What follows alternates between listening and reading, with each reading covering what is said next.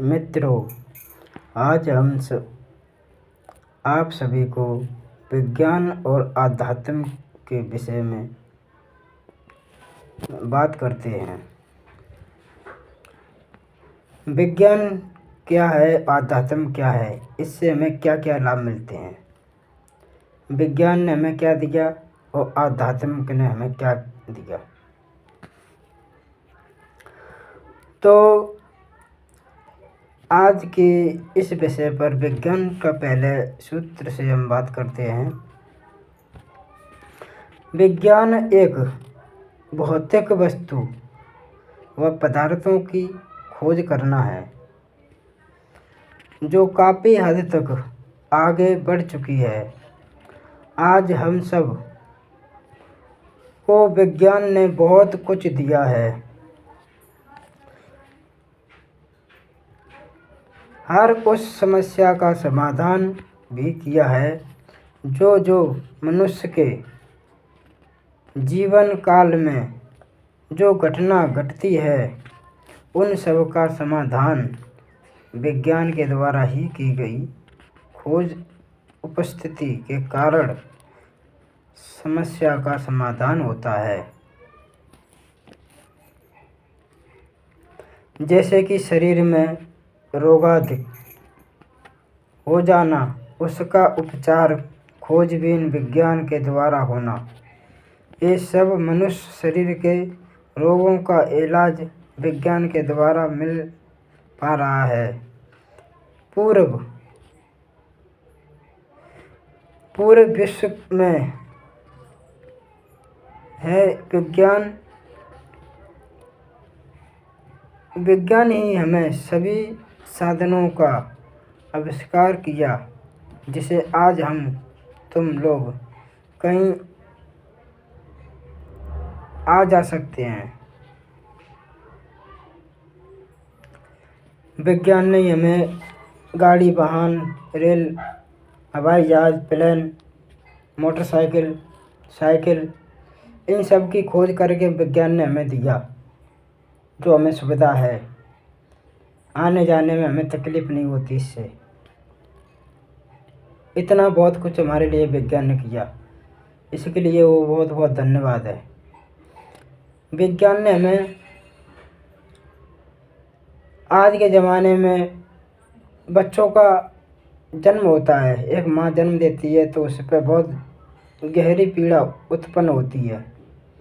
तो विज्ञान ने उस पीड़ा को कम करने के लिए ऐसी खोज मशीन की जिससे बच्चा और जच्चा दोनों को सेफ रखने के लिए उन्होंने ऑपरेशन थिएटर स्थापना की, जिससे बच्चा भी सेफ और माँ भी सेफ। सब कुछ हमें विज्ञान ने दिया है। ये सब कुछ विज्ञान के द्वारा हमें प्राप्त हुआ। विज्ञान भी ज्ञान से है, ज्ञान के बिना विज्ञान नहीं। ज्ञान ना होता तो विज्ञान नहीं होती। इसलिए दोनों का महत्व बराबर है जीवन में।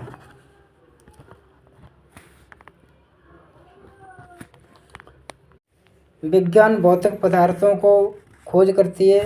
वो बाहरी पदार्थ हमारे जीवन के व्यवहारिक हैं। आध्यात्मिक एक ऐसी। अब हम जानते हैं आध्यात्म के बारे में। आध्यात्मिक ने हम मनुष्यों को क्या दिया है। प्राचीन काल से लेकर आज तक हर कोई एक से एक अनेक आध्यात्मिक महापुरुष धार्मिक स्थल में हुए। उन सब ने जहाँ तक उन्होंने जैसा देखा, जैसा जाना, वैसा ही उन्होंने खोजा। खोज तक उन लोगों ने की, वैसा ही दिया। वो बताया कि जीवन में हमें कैसे रहना है। उन्होंने हमेशा सुख शांति की ही बात कही कि हम तुम सब लोगों को एक साथ प्रेम पूर्वक ही रहना चाहिए। उस सत्य को पाने की कोशिश करवाई, वह मार्ग दिखलाया, लेकिन कुछ लोगों ने उसे स्वीकार किया। कुछ लोगों ने सत्य को समझने की कोशिश की और उसे आध्यात्मिक जीवन में अपने जीवन में उतारा। लोगों का इसका लाभ न मिला। कुछ लोग वंचित रह गए जिन्होंने नहीं समझा, उन लोगों को इस आध्यात्म का लाभ नहीं मिल पाया। आध्यात्मिक शिक्षा एक शिक्षा है जो बहुत सूक्ष्म है। इस शिक्षा को पाने के लिए हम आप लोगों सूक्ष्म दृष्टि का होना आवश्यकता है, तभी हम लोगों अपने जीवन में सुख का लाभ व आनंद उठा सकते हैं।